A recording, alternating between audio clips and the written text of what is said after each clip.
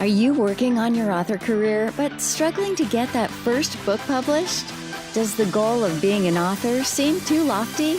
Or thoughts of having multiple books and making a full-time living are as fantastical as living in Cinderella's castle? Welcome to Discovered Wordsmiths, a podcast where aspiring authors can be heard. Join Stephen Schneider as he finds and talks to authors you may not know, but authors that have gotten their foot on the author career path. Hear what they've done to get there and where they want to go now. Settle back. It's time for a bit of inspiration and advice. Come listen to today's Discovered Wordsmith. Doug, welcome back once again. Since this is focused for writers, tell us a little bit about the software and the services that you used when you were writing the book. Well, I happened upon a Readsy. I'm not really sure. I probably just did a search and found it, and I used that actually as the writing tool because I was able to then publish in the different formats that I needed to send it on to Amazon for the self-publishing for the Kindle direct publishing. I mentioned to you earlier, I used my daughter was my editor. My son was my graphic artist. And the rest of it was kind of just, shoestring stuff. Nothing fancy, Stephen. Okay, nice. But that's great because you can make a good quality product, even if you're not spending thousands of dollars. Exactly. You don't even need a word processor. It's all online if that's the way you want to do it. If you're familiar with if you're comfortable with a word processor or whatever, I'm sure that works just fine. But you don't even need the word processor. Right. So when we were talking a little bit about marketing, you mentioned your target audience, and I loved that because I mentioned I also do middle grade fiction, and it is difficult because you want to write a book and you want to give it to the 7th and 8th graders, but they're not the ones buying it. The parents are the ones buying it, and the teachers. And you mentioned grandparents, that you get a lot of grandparents. So, what are you doing to try and reach that audience? I've had pretty good success targeting grandparents on Facebook, and being a car dealer and knowing a little marketing, doing a little marketing, I know that demographic uses Facebook, and especially the last 6 weeks during the Christmas season, that was really surprisingly successful for me. I've used some of the Amazon ads, kind of targeting some books that had the same subject matter, had some reasonable success there as well. And then I've given away some books. I put a little card in there asking people to go online and give me a review and to recommend it. And, it's word of mouth is still a pretty darn good way to advertise. Yes. And so I take it, even though you are on Amazon, that you actually probably sell quite a few printed books. Yeah, the vast majority of my books are printed. Of the sales are printed books, and I think, again, when you think about the target end reader, the 6th, 7th, and 8th grade boy, not many of them are running around with an electronic reader. Most of them are, if they're going to read it, I think they're going to read the paper version of the book. Agreed. And of course, if you're talking grandparents, there's probably well, I guess that's the funny thing. You would think, oh, I'm talking about grandparents, so they're probably going to want a printed book, but the demographics I've seen show that there are more people 50 and above using Kindle and readers, right? Younger people. Right. So again, it comes back to that you're marketing to these one set of people that read ebooks and hoping they'll buy a printed book to give to a younger set that's right. a different graphic. Exactly. Yeah, it's kind of counterintuitive, but it is what it is. Yeah. So And this is coming into our big discussion. And I love this because you saw a need to help boys, young boys in middle school. And it caught my interest because I was kind of in the same boat. I was in Boy Scouts back in the 80s and I loved it. And I learned a lot of my man lessons there. I learned how to cook. I learned how to clean after cooking and burning it sometimes. Mhm. Sure. I know how to change oil and check my tires. And my wife would argue, I usually try and hold the door open for a lady. Um, she's probably got a story about that, I'm sure. So, you saw a need though in your community for these types of skills. And I said, when I got into the leadership aspect, when I was with a Cub Master, Scout Master with my son, I saw a great decline in Boy Scouts and what they were teaching the boys and expecting of the boys.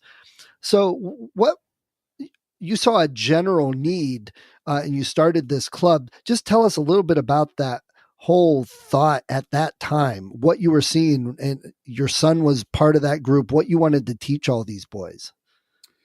Yeah. So I, again, I had been working with young men for, probably 15 years already by then, coaching, like I said, teaching religious ed and whatnot.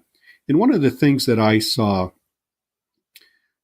through my experiences was the need for young men, and I'm sure this may be to a certain degree young ladies as well. I just hadn't worked with them like I had young men, but the need to be on a team, to wear a team uniform and belong. And I think that need is so strong. It's one of the reasons you see gangs in the inner city. They have to be on some kind of a team where they're working towards a common goal. The goal can be a noble one, or it can be a less than desirable one. And so my idea, and the other thing I'd seen is that kids will do virtually anything at that age that you ask them to do if they can do it with their friends. Their friends are so important to them. And so I kind of tried to combine those two concepts. Here we're gonna put together a group for young guys. We're gonna get these shirts, and you wear this shirt with pride because it means that you're doing good things in the community.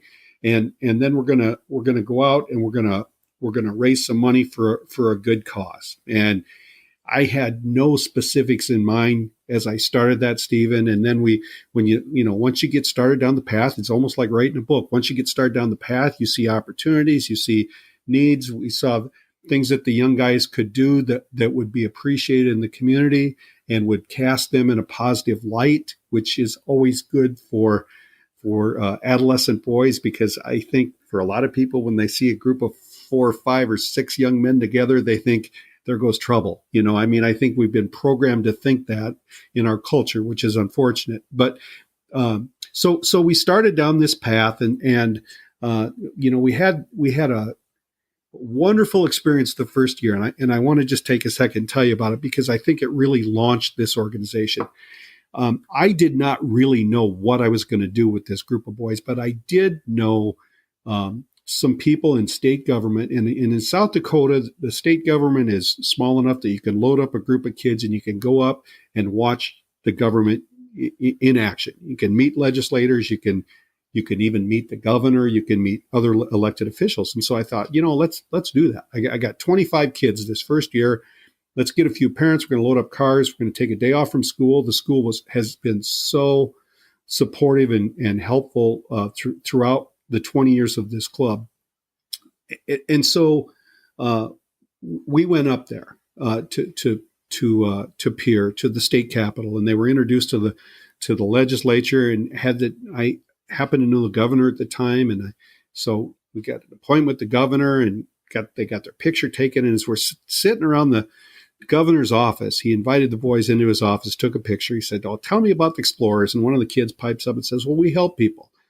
And he said, "Well, you help people. What do you help them with?" And so one of the kids says, "Well, we're going to help the city build a softball field." Our community was trying to build a softball complex, and we committed to trying to help raise a little money toward that end.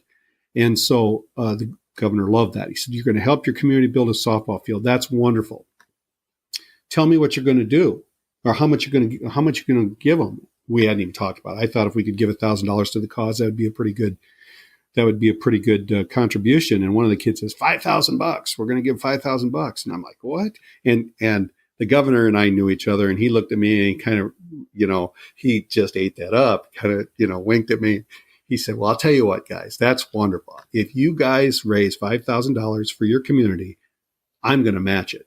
I've got a fund that I can match it up. And the kids are all high-fiving each other. They're high-fiving the governor. He's loving this, right? So, the kids go out in the hall. We're going on to our next appointment, whatever it was. And I said, thanks a lot. And he said, you'll get her done, so kind of pat me on the shoulder, you'll get it done. Well, that was in January. And by the end of the school year was the challenge. So, I looked at a whole bunch of different ways that we could raise some money. And I finally landed on, we're going to do a wash-a-thon with cars. We called it the Explorers versus Dirty Cars. The boys went out and took pledges, and then we washed the cars for free. And it was the first week of May. It was the last Saturday before school got out. The boys washed, I think it was 75 cars, and they had raised a little bit of money with a memorabilia auction before. I think they raised like $4,100 on this car wash. And wow. And we got to $5,100 and we made the bogey. So the next day, the Monday after the car wash, I called the governor's office and asked to speak to the governor. He picked up and I said, well, you won't believe this, but the boys had a car wash over the weekend and they get all the money collected. It's going to put them over the top. I think they're going to be at $5,100. And he said, well, that's great. And I said, so what do you think? You want to send a check down, or what do you think? And he said, no. He said, I want to come down and present it to him. And I'm like, what? Yeah, I want to come down and present it to him. So he said, do you think we could kind of put together a little assembly or something? Well, our middle school principal had 2 boys in the program, so I thought that there was a pretty good chance that I could get her to put something together. And she did. And so it was the very next day. On that Tuesday, the governor flew down. I went up to get him at the airport, and he had this, oversized check for pictures, and he kept hiding it. He wouldn't let me see it. So we walk into the gymnasium where all the kids are, and the kids give him a big hand, and the chorus plays or sings a couple songs, and the band plays a song. And then I stand up in front of everybody, and I kind of tell the story that I just told to you. And then I introduced the governor, and the governor tells his version of the story I just told to you, which I have to tell you was pretty hilarious, right? Because he picked up on all the little nuances of the boys and whatnot and described it to a T. But he said, this is one of the coolest things I've ever been around. He said, we got, Native American kids working next to non-Native American kids, white kids. It doesn't matter. They didn't know the difference. They were working together on a team towards a common goal. And he said, I love that. So he said, what I decided to do is I'm going to double up. And he pulls out his check and he says, I brought $10,000 down here to present to you. So the Explorers will have $15,000 to give to the city of Chamberlain for the softball field. And the whole, the kids all the boys are standing up there with their shirts on, and they're high-fiving each other. The governor goes down the line and he's high-fiving everybody, and all the kids in the audience are high-fiving and they're standing and they're cheering, and the teachers and everything. And, Stephen, after that, I couldn't have messed that whole program up. It was the governor helped to launch it so successfully that it would have been hard for me to mess it up after that point. That is such a good story, Doug. And I think the things you're doing in your community just by this one thing, it's incredible. It's too often people are like, well, what can I do? What difference can I make? There's so many things you can do. You don't have to think that you're going to work and you're going to have to give money. You're helping these boys, which then helps the community. Yeah. So that you bring up a really good point. And if there's anything that your listeners got from our conversation, I'd just like to give them a little food for thought. I am one who appreciates people who donate money. I think, those who have the resources to donate, God bless them. And I've done some fundraising and I appreciate all that. But I think the one thing to remember is that we're all equal in the respect that we all have 24 hours in every day. And what we do with that 24 hours, how we spend it, is essentially how we decide what our priorities are. And so I think, if you have a passion for something and you spend your time on that passion, that's how you commit. That's how you spend. And you can make a huge difference without ever giving $1 to somebody, just by spending time with them and dedicating time towards a cause. And for the boys, you're giving them a purpose without hitting them over the head or without announcing, we have a purpose and this is why we do this. You're just teaching boys how to grow up and how to be men. And I told you I was in Boy Scouts, and that kind of was really the whole goal. When I would ask people, what is the purpose of Boy Scouts? I would always get, well, to earn merit badges, well, to go camping, and on and on. I'm like, no, you're totally missing the point. The point of Boy Scouts is to turn young boys into young men and show them how to be an adult.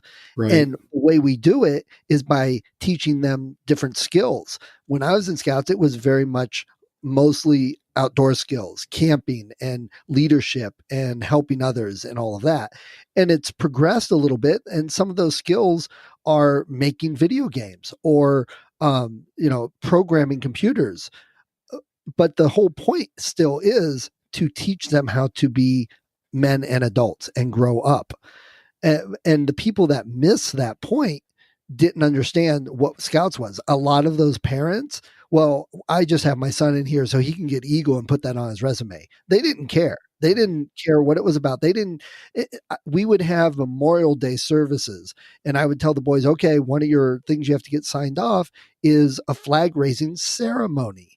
Well, that's Memorial Day. So show up for Memorial Day, walk in the parade, and raise the flag. And I told parents, look, the first year or two that they're in Scouts, commit to doing this and do it, and they can earn that and earn the pride. There were parents that resisted, that refused to go to the parade, refused to have their boys in it. And then, unfortunately, some of the other leaders that didn't get it either just said, well, come here. And they said, come over here and raise the flag. Okay, we'll sign it off. I'm like, well, that is not a ceremony. Right. So they really missed the point of what they were trying to be teaching the boys and what the boys were supposed to learn. It was really about, let me checking sign the box. Yes. Missed that point. Yeah. And it's funny too, because you wrote a book, you did something and then you wrote a book, whereas Baden Powell, also started something and wrote the book, but now, I can't see parents going into Boy Scouts and then writing a book about things their boys learned, because that doesn't seem to be their focus. Right. And I think that's sad. Yeah. Yes, it is. You've got to push boys. You've got to have them do these things. That's what makes them grow. One of the rewarding things about working with these young guys is sometimes you just don't know. I liken it to throwing seeds out there. You don't know which ones hit the concrete and which ones bounce off the concrete into fertile soil. But at some point, with virtually every young man I've had the opportunity to work with over the last 20 years, I can see where there was a connection.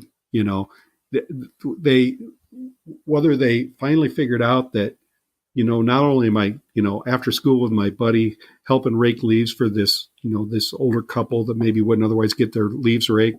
I'm helping people. And it's that, not everybody is born with leadership skills, but servant leadership is something that anybody can do.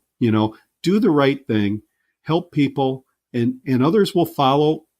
And even if they don't, you're still a leader. Yes.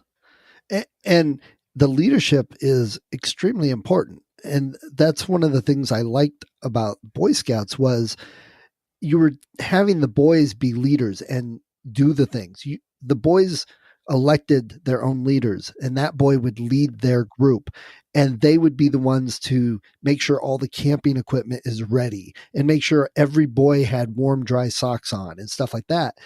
And nowadays, from what I've seen, that doesn't happen. They elect the boy leader so it can get signed off in his book, but the parents and adults do everything and take care of everything, including cooking. Exactly. And part of the great leadership experience is making a mistake. I mean, yes, the great lessons that I've learned in my life were made were mistakes I made, you know. And my kids, well, my kids could hear me say this, they'd laugh at me because I always tell them, learn from others' mistakes because you're not going to live long enough to make all the mistakes yourself, you know. But if you never let kids go to make the mistakes, they won't learn those lessons. Right. The boy that can teach anything the best is the one that screwed it up when he was trying to learn it. Exactly. I saw it every time. A great example I had was they all need to get cooking merit badge, and there's also other cooking requirements just to move up in rank. So I had this wonderful idea. Why don't we have a camp out and we make it an Iron Chef cookout? That Saturday breakfast, lunch, and dinner, the patrols would plan a lavish meal for each one of those 3 meals, something unique, different, whatever, and they would have to cook it. And then the adults would go through and judge. And I had a parent yelling and arguing with me that it's ridiculous that, what if they wanted to make biscuits? They don't know how to make biscuits. They've never made biscuits. So it's ridiculous of me to expect them to. I'm like, that's the whole point. Let them learn, let them figure it out, or let them ask how to do it and beforehand and get taught how to do it. That's the point. And they yelled and argued with me. And I'm like, you totally don't get it, do you? And the thing was, I knew in deep in my heart, I was the one doing the right thing, but because the other people didn't understand it, it made it look like I was the one wrong and I was the idiot, I guess.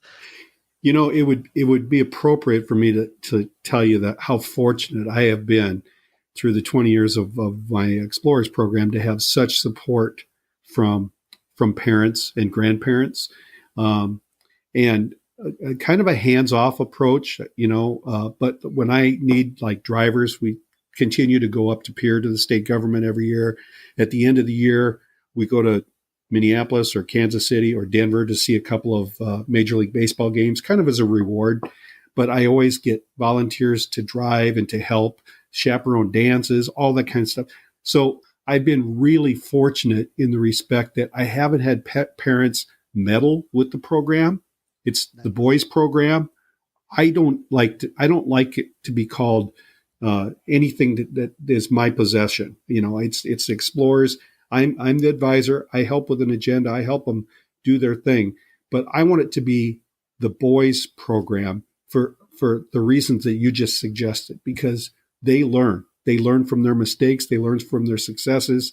And if you got somebody that's leading them around, making sure they do the right thing, or they don't make mistakes, they don't learn near as much. But I've had wonderful support. That's and those boys remember those lessons. I mean, like we were talking about with changing oil or checking a tire. Those are things they may not use very much in today's world, but they do know how to do it. And there's a self-confidence that it builds. So when they come up against something they don't know how to do, they have the confidence to figure it out or to try or to go forward. Right. You know, I've said, cause I have a talk that I've been working on giving on how the work world is changing and how to prepare our kids now for the work world of tomorrow. And one of the things I say is kids need to go climb trees, because I had some of my kids' friends that came over and they were afraid to climb a tree. And I'm like, that right there sums it up to me as to something we need to teach our kids. Go climb a tree, get outside, climb a tree and see if you break your arm. And that sounds like, I know there's parents that would listen to this and like condemn me for child abuse or whatever, because I said kids might break their arm when they climb a tree, but it is a metaphor for the helicopter parents that we have. You know, I mean, again, I know it's a different world than the one that I grew up in, but man, I had some Huck Finn type experiences growing up, and I learned a lot from it. I learned a lot from bloody knees and from broken bones and that kind of stuff, you know? Right. Yeah. I mean, just a teaser. I could tell you about the wood that ended up in the eggnog. I could tell you about the fencing that got knocked over because my head hit it because the burro drug me through it. There you go. So, yeah, I can relate. And to bring it kind of back down to writing, again, you wrote this book based on your life, on your experiences, on a need you saw in the community. I think sometimes people disregard their own knowledge and skills and things that they know how to do that seem easy to them, or things they've been doing a long time. They think that nobody else needs to know how to do it, or everybody already does. But there's a lot of things out there that people could write about in their own voice and teach others and put it in a Yeah, book. yeah. I agree with that completely. You pick up the book that I wrote and you look at it, and every chapter is something that most adult, certainly men, and probably most women already know. I have heard that I include some details and some other, maybe little extras that they don't otherwise get. But what I did do that I think kind of brings it home to people is I tried to sprinkle in some personal anecdotes from as I grew up, or uh, stories from some of the story I told you about, the governor coming down and presenting a check. That's in my uh, chapter that introduces my chapter on goal setting and the importance of working together toward a goal and whatnot. But it's a great story, and it's a success, and it really makes for a good um, way to show how important working on goals together is, and whatnot. So again, I tried to make it a little bit more interesting by sharing these stories that go that kind of match up with the lesson that I'm trying to teach. And I love, I guess, let me phrase it this way. I see that you could have written this book in two different ways. You could have written a book as a guidebook for parents who have young boys, and you could have done this and teach them this and do this. But you didn't do it that way. You chose to put it in a voice written directly to the younger crowd. And I think that's also a choice many authors need to look at and make, is what would get your message across the best. And even though some would argue, well, the parents are for teaching the boys, so write this to guide the parents and show them what to do. But you didn't. You left it kind of in the boys' hands to read the book and learn these things. Did you consciously think of that, or I did do that, Stephen, and I as I'd write a chapter, that one of the times that I read through it, I made a conscious effort not to be preachy to the young men, because they hate that. I know they hate that. They don't like to be talked down to. So again, I wanted to make it conversational, but yet I found that as I wrote it that way, and again, thinking of that single mother who has such a difficult challenge in raising a young man anyway, let alone teaching these skills or ideas that she may never have been taught because she was a young lady at one point rather than a young man. Maybe using this as a guide or a start for a little visit about some of these things. So do you know how to do this, that, or whatever? Well, here, take a look in this book, read about it, and maybe we can talk about it. That kind of thing. So I tried to bring those two ideas together to make it very conversational to a young man, but also allow not just a single mom. Parents can use it as well, but it's the young man can sit down and read it. He doesn't need somebody to preach to him. right? And I like that. A thought that just popped into my head. Have you thought of writing a companion book that's maybe a smaller thing or whatever for parents, that goes into why you have a certain section or what the boys are learning in this section, but it's written for the parent as a additional thing, so they can maybe help guide the boys that may struggle or have problems? Because someone in Florida that's never going to meet you, it may be helpful. Just a thought. Have you thought of anything like that? I'm making a note as you say that. I'd also had a suggestion that I would maybe create a journal type of book where there could be a lesson, and then they could kind of add their thoughts on the lesson and how they applied it to their life or whatever it might be. So, you're You're going to make an author out of me yet, Stephen. Well, that's kind of funny you say that, because I do another podcast with a friend and we talk about lots of nerd and geek type stuff, pop culture and that. Yeah. And one of his goals this year is to write a book. I said, well, just let me know. I've got an overwhelming amount of podcasts and websites and other books for you to read. But I think that's one of the also exciting things in today's world. I have a friend who writes sci-fi. He's been published for 33 years, 35 years. And he was writing a series of books. And after he wrote the first one, was writing the second one, the publisher said, hey, this is not selling that well, so we're not going to do another one after the second book. So he went, oh man, it had to like change all of book 2 and end things and just cut, tie up all the loose ends. Then book 2 came out, and book 1 and 2 both took off and sold really well. And the publisher said, well, hey, why don't you write a third or more, write a whole series. Yeah. And he was stupefied. He's like, well, I just kind of, screwed myself up because I now closed all of that down. With self-publishing, you have the choice, so what if your book only sells 100? If you got the book out there you wanted and right. the way you want, and you still have that option to keep going and add to it. And there's so many things, because I this is probably not anything you want to do, but you could probably create a course that's online for boys to take and go through it and be you with your face and teaching these lessons just the way you do it with your boys right there in town. Sure. And, as an author, there's so many things you can do and keep going with a book like this, a workbook, a second book, right. doing a book for girls or, something along those lines. It's ironic. I have 2 daughters and a son, and I did the book for the boys, but I'd need a lot of help doing the one for the girls. And I bet, though, you could probably find an author that is kind of thinking the same, and you probably could co-author something. Collaborate, sure. Yeah. Certainly. You never know. I mean, if you get tired of cars. Well, there are days that's the case. I bet.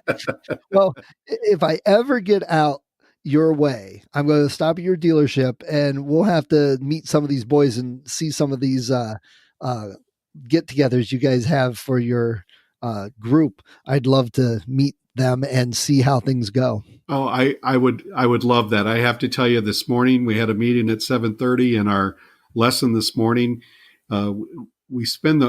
when we learn how to tie ties, we have to spend 2 whole meetings, because it's not something you can do in 10 minutes. And so here we were this morning. We had the guys tying a double overhand knot, and then next week we'll work on the Windsor knot. And it's so much fun. It really is fun. I look forward to that every week. It's the high point of my week. Well, I know I can still start a fire without gas, paper, and with only 2 matches. And I can still tie like 12 different knots behind my back. So it's important to learn these skills, and they stay with you. Absolutely. Yeah. I made the comment this morning. Boy Scouts tie knots and explorers tie ties, and there's a difference and a place for both. Right. Well, there's probably some good knots to integrate, because I cringe when I see people trying to tie something and they just keep doing 20 million overhand knots and twist it around as if that makes it better. I don't know if you remember, I told you I'm a sailor, so I've got a good appreciation for knots. There we go. Good. Can you tie it behind your back? No, I always tie it looking at it. Okay. That was just our challenge. Of course. Which is another great thing. Boys challenge each other and push each other. Exactly. And that feeds on itself. It sure does. Yep. Great. Well, to tie things up here, do you have any last minute advice you'd say? I know we talked about this a bit on the last part of the podcast, but any last minute advice to an author that may be wanting to write a book for boys?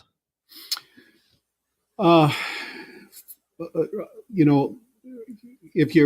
guess it depends. If you're writing 2 boys as the audience, tell stories. I think all young people, but especially young men, love to hear stories. And, the lesson can be in the story. And I think there have been a lot of very skillful authors that have figured that out. But my experience is that if you can tell a story wrapped around a lesson, that the lesson hits home a lot better. I love that. That's great. Hey, one last real quick question personally. You said you teach Sunday school and things. Do you incorporate some of the religious lessons into your Explorer group? Well, I'm a Christian. I'm Catholic. I pretty much everything that I do with the boys is, I guess, the foundational is Christian. I like to incorporate the Christian ideals in everything I teach the boys. Again, I don't want to be preachy. At the end of the day, treat people right, do the right thing, and everything will work out. So, from that standpoint, I do try to incorporate that. Usually, all the young men that are in my religious ed class are in the Explorers group, so they get a double dose of me. They're probably pretty sick and tired of me by the time they're done with 8th grade. Well, I know Boy Scouts encouraged religious beliefs, but they didn't dictate one way or the other. And there were, you could earn a religious award for whatever your beliefs were. And they always did try to have a service on Sunday when you were at camp, but they tried to keep it as open as possible. And I'll tell you, I have a very hard time enjoying any type of religious service nowadays, or even feeling, I guess, as close to the maker, God, or whatever you want to term, as I did when I was younger, and sitting in a forest on the side of a mountain, watching the shadow from our mountain go down the mountain across from us while somebody was reading some scriptures out of the Bible. There's just no other experience like that. Well, in my religious ed class, one of the questions that when we're talking about the first commandment, I ask the boys when they feel closest to God, and before I ask them to answer, I tell them that the time that I feel closest to God is when I'm sitting on the side of the hill watching the sunset over the Missouri River here in central South Dakota. Maybe I've got orange on and I'm hunting deer, or I'm hunting geese, or maybe I'm just sitting out there. But there's nothing like God's majesty of nature to bring it home to you. Absolutely. Totally agree. I wish more people would experience that type of feeling. I think there'd be some less problems in the world. I agree.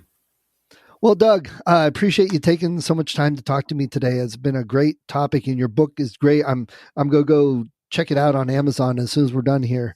I think my youngest, who's in middle school, would probably love it. Well, I appreciate that, Stephen. I appreciate the opportunity to visit with you. I've enjoyed our visit immensely. Great. Well, Doug, it was wonderful talking to you, and I wish you luck. Thank you very much. Thank you for listening to Discovered Wordsmiths. Come back next week and listen to another author discuss the road they've traveled, and maybe, sometime in the near future, it might be you.